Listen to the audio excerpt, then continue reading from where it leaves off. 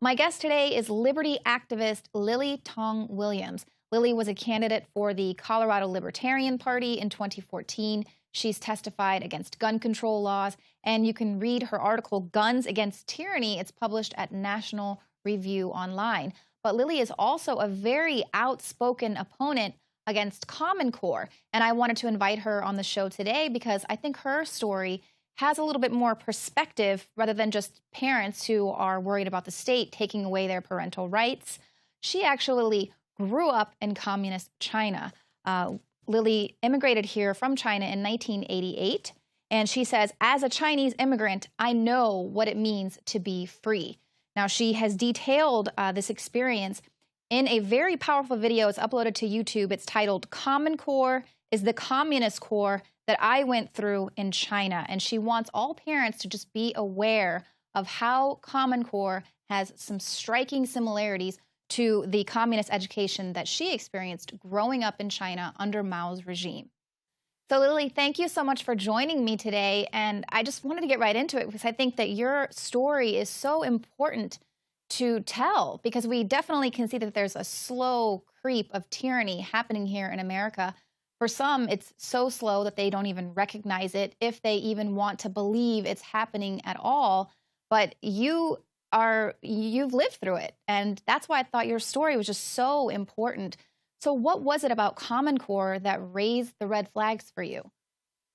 Well, I got into more research on Common Core last year when I became the Libertarian candidate for House District 44 in Colorado. The more research I dig into, the more scared I become. And just based on two principles. One is top-down, centralized government control, nationalized education, nationalized standards, and then that will lead to nationalized assessment and indoctrination, the curriculum.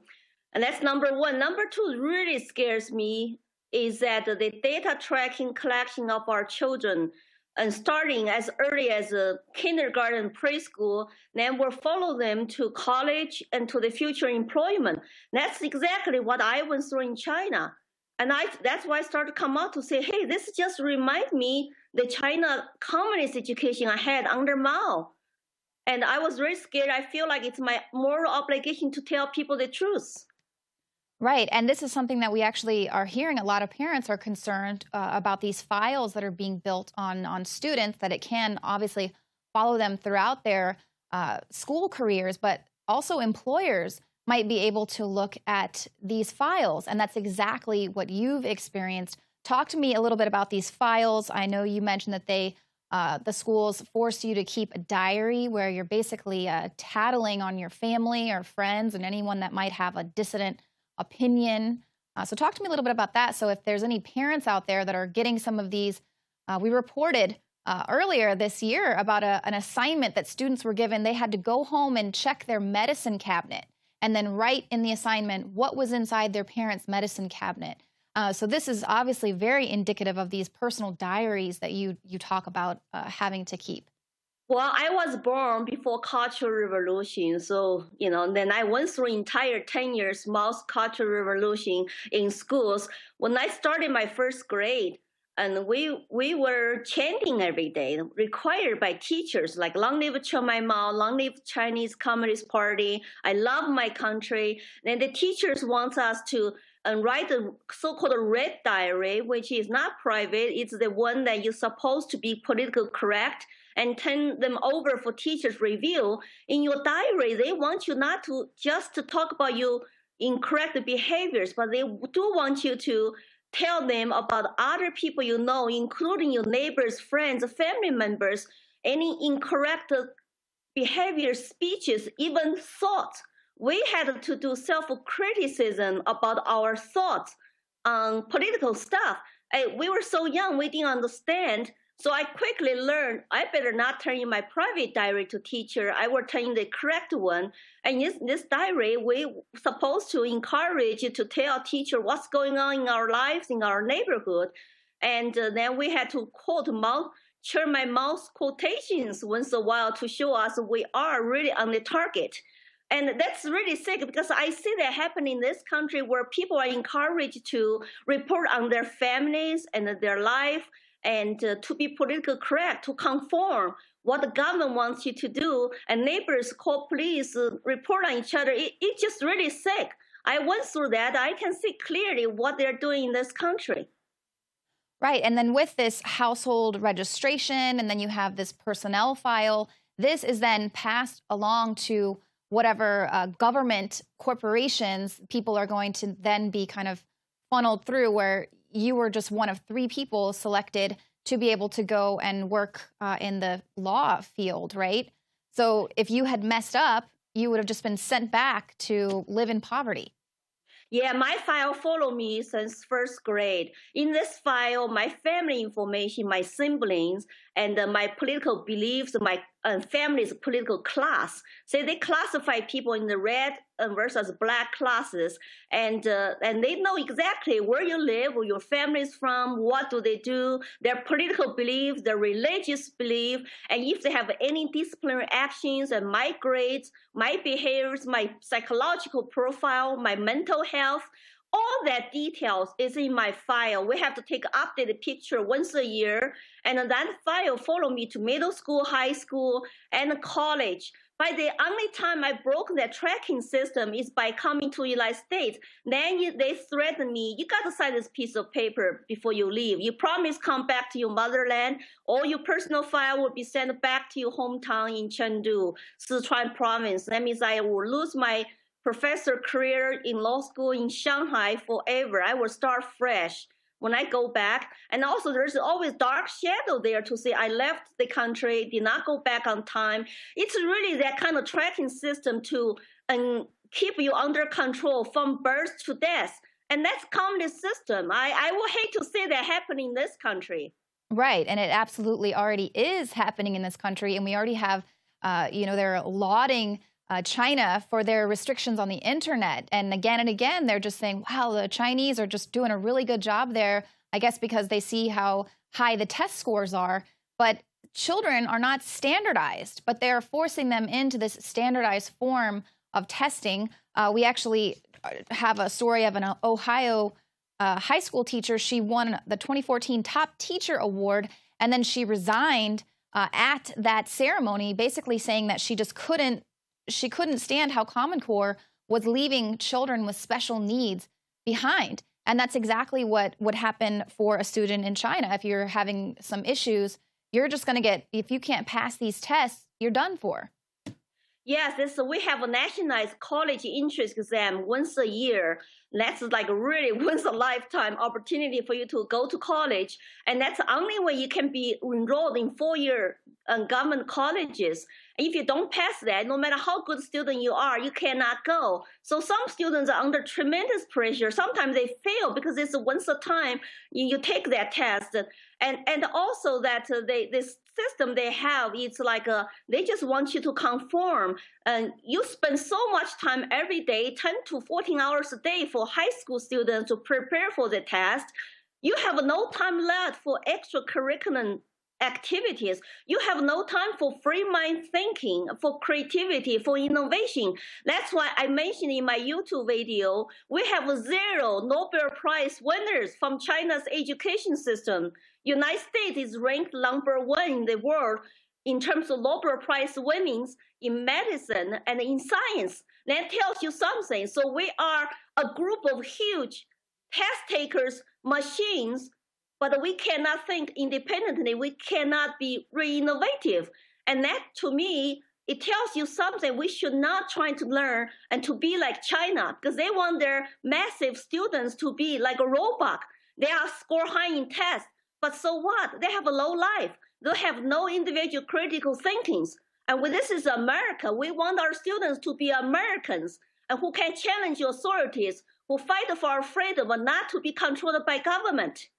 Absolutely. And that is what is so frightening, is that we do see that they are basically training children to be just smart enough to keep pushing all the buttons, to stay right in their little robotic job, to not be able to self-actualize. That we don't need any more inventions or any more innovators, any more ingenuity, and they're de-emphasizing this freedom and the message of the founding fathers, and de-emphasizing why they actually fought back against an authoritarian government. They don't want people to embrace that model. And something else that you mentioned, the first step of communism was to take away the parental control of your children and indoctrinate them, because if they can control education and your children, they control the country's future. And that is absolutely frightening, because we do see that happening here. They're taking the parental rights away. You can't even decide what your child can take in its school lunch. They're forced to eat this prison food that they're currently being served in public schools. I mean, just down to that, we see parents can't even walk into a school to pick their child up. They have to wait down in the back of the line, back where the cars are. There was a man that was arrested just trying to go pick his kid up from school. So we're already seeing that. They're telling you children belong to the state. That's quite frightening. Tell me a little bit about that. Well, when I was growing up, our grandparents and parents did not have any parental rights at all. It is clearly the communism declares children belong to the state. They are the state properties. Our parents have no idea. I mean, they have no input, including our teachers have no input. What are you going to learn? How many hours in school and how many days in school? And what kind of a curriculum you will have. We have a nationalized curriculum. Political study is one of the mandated subjects. And in that political study class, you're supposed to learn communist government's version of history. Like today's students I talk to, graduate from college, they don't have idea about what Mao did during Cultural Revolution. They have no idea about the 1989 massacre in Tiananmen Square just 26 years ago, 25 years ago. Because if their parents are not teaching them at home, they are indoctrinated, brainwashed in school. They cannot even know the details about it. It's like a mystery to them. They just pretend nothing happened. That's what I'm afraid in this country. You already say happening in this country, the College Board, new framework for AP US history. They do not want you to know about founding fathers and about MLK, about capitalism. So 20 years from now, our kids will be active, productive citizens in this country. And they will not be true Americans anymore because they have no idea about their past. And they're going to repeat whatever the indoctrination wants them to say and to think. It's a very dangerous trend. That's why I'm so scared. That's why I am fighting this. This education issue is very dear to my heart. I think if you let your federal government, private corporation in bed together, control our education, take away our parental bill of rights, then we will not be the same country 20 years from now on. Right. America is, that you mentioned that the Bill of Rights and the Declaration of Independence were the two documents that made you come to America versus going to France or Spain or some other country. Those two documents are what they're trying to de-emphasize and take away the power of the people. And of course, America as the land of the free, this shining beacon in the darkness, if we fall into tyranny, then the whole world will go. So, I mean, this is a very important thing for people to listen to your story. You lived through it. You can see the writing on the wall. And, I mean, is there enough time to turn this back around? Are the children already so indoctrinated? We had a Mark Dice video where they didn't even know who MLK was. They did not even know who Martin Luther King Jr. was. They thought he had just passed away, that week when we were celebrating his birthday. So, I mean, are we too far? Well, I am still trying to be optimistic because I believe that this is a country of the free and home of the brave. But I'm calling on all brave Americans to get involved, to take action. If majority of American people is silent when government's doing this kind of garbage to our country, to our children, then you're going to lose all the rights and freedom you have. So I'm still fighting. I want the people to join the fight and speak out and spread my messages. And by somebody who lived through this tyranny, this communist core education, if we all united, do not give up and keep fighting, yelling, screaming, and shouting, we will hold our elected politicians accountable. We just cannot be silent. We cannot just say, there's nothing as an individual I can do. I truly believe in individualism. One individual can make big difference. If we have millions of them united to make difference, the impact would be huge. So we just have to send a very clear loud message to those people in Washington, in your state board of education, in your state House and Senate, and ask them to listen to you, to keep our freedom, to fight for parental bill of rights, and to keep our children belong to their parents, not to the state. But that will be going down the communist path. So please ask people to listen to this and go to my Facebook page, follow my post, and let's fight this together. Time is running out. We got to take action every day. Absolutely.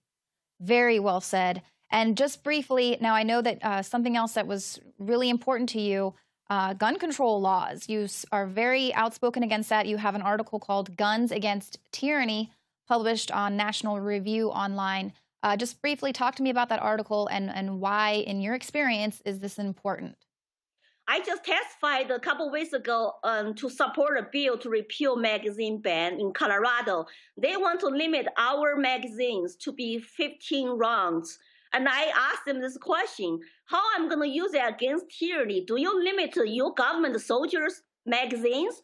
Do criminals limit theirs? No. You only want to limit ours. Then how am I going to go fight against tyranny like students, citizens in Beijing 1989?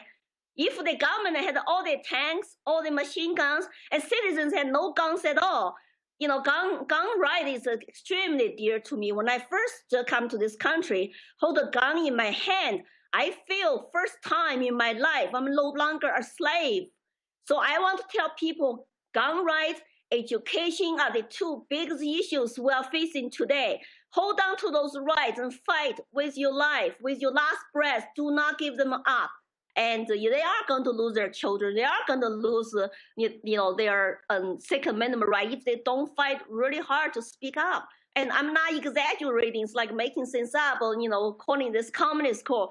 To me, it is true. I went through that. I can say their strategies, their tactics are so, familiar to me. It's like, don't vote me. I have listened to that before. I have seen that. I don't buy that at all. They make sounds wonderful. Global ready, college ready. We are new world order. We're going to improve our standards. It's a BS. It's not their purpose. Their purpose is to have government control. It's for profit. Yeah, absolutely. Be made for the corporations. Yeah, and for Americans, we've just always been free, quote unquote free, so we don't even realize when our liberties are being taken away from us, just slowly but surely. But from someone who's come where you had absolutely zero freedom to a country that is free, you're able to just recognize when those liberties are being slowly pulled and you know what tyranny looks like. So that's their technique anyway. Their technique is to take away, like Hitler said, just take away their freedom a little by little every day. So they don't realize it until the point is crossed. It's too late. You will be too late. I think this next couple years is very critical for us to fight. Get rid of Common Core and get rid of gun control attempts by some people, and to get people to involve, to be educated. There are lots of Americans who just not educated, they're not informed.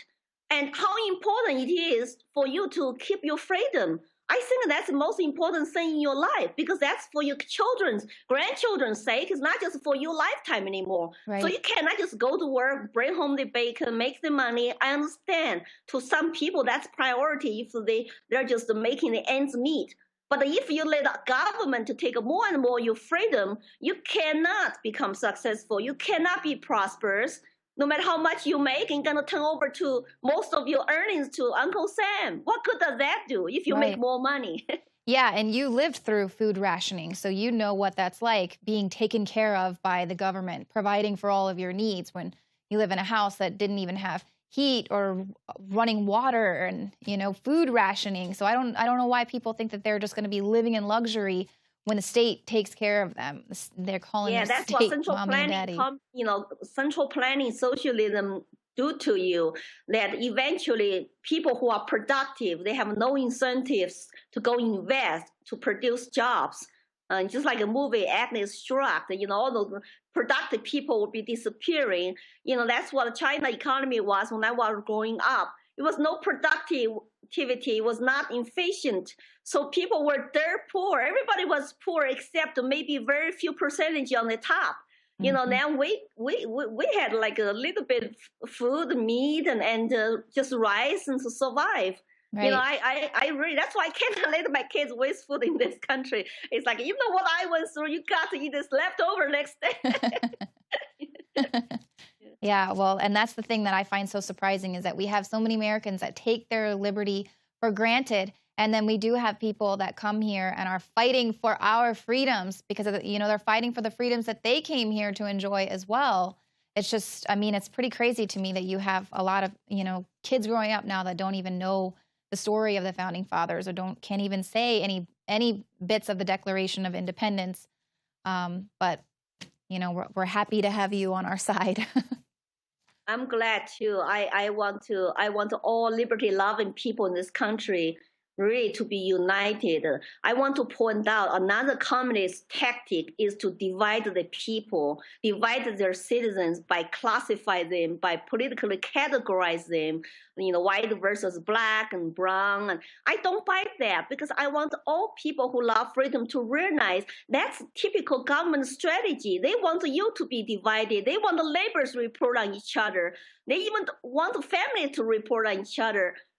Guess what? They benefit. That means they got you totally controlled. When you are not loyal to each other anymore, you become more loyal to the government regime, and you call police every time you got an issue with your neighbor. It's wrong. It's dangerous. That's what we went through in China. So don't let the government divide us. We need to be united, and we need to be more tolerant of each other. Yeah, absolutely. Goodness, you're like giving me the goosebumps because that's what we are seeing here with the nanny state and people calling on their neighbors and tattling and forcing families to be broken up and divided. A mom had to go to jail because she dared let her child play at the playground while she was working, even though she could see her, out the window. And I mean, that's the kind of thing that's happening now. It's just crazy to actually listen to what you're saying and for what we do here at InfoWars, it's just the writing is on the wall. That's why I posted something on Valentine's Day that we could not even tell our families about love.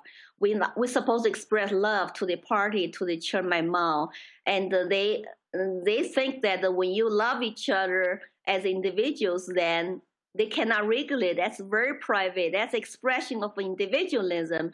And they want you to be totally loyal to them, to love them. That's why when you see communist countries, they always have pretty girls, pretty boys, young pictures, and to show their total loyalty to the party, to the political regime. That's a very, very sick society. I still have a hard time to tell my family today in China, I love you in Chinese, because we were criticized that time if you do that. So they're not used to it. But I tell my kids in this country all the time, I love you in both Chinese and English. I have no problem. But I couldn't do that to my own family members in China. Is that sick? And that's why some immigrants are not standing up, speaking up like me, because they are still trapped in their indoctrinated mind, in their old mentality. Some are afraid. They cannot, conquer that fear. Their government might still give them the retaliation. I keep telling myself, well, this is my duty. I cannot live in fear. I'm going to say whatever I believe is true. Well, Lily, thank you so much for joining us today. Lily for Liberty, that's your Facebook page. Be sure to go there, like her page. She's updating constantly every day, a lot of calls to action. I know people are always looking for solutions. How can we actually do anything about this tyranny? And you do provide a lot of those things there, just very simple steps that people can do one person at a time. Yes, an individual can make a difference. lilyforliberty.com. Thank you so much. Thank you. And that's it for the show tonight. Thank you for watching. If you are watching us on YouTube, hit the subscribe button and become a subscriber to the Alex Jones channel. You can also become a member of prisonplanet.tv.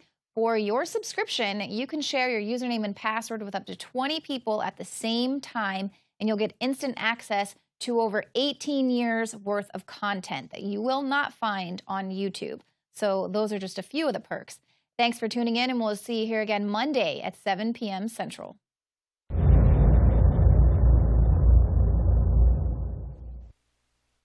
In the past decade, we have witnessed unparalleled scientific discoveries in the area of health. But no one has put together a formula that focuses directly on brain health, nerve growth factors, and optimizing your cellular energy at the same time.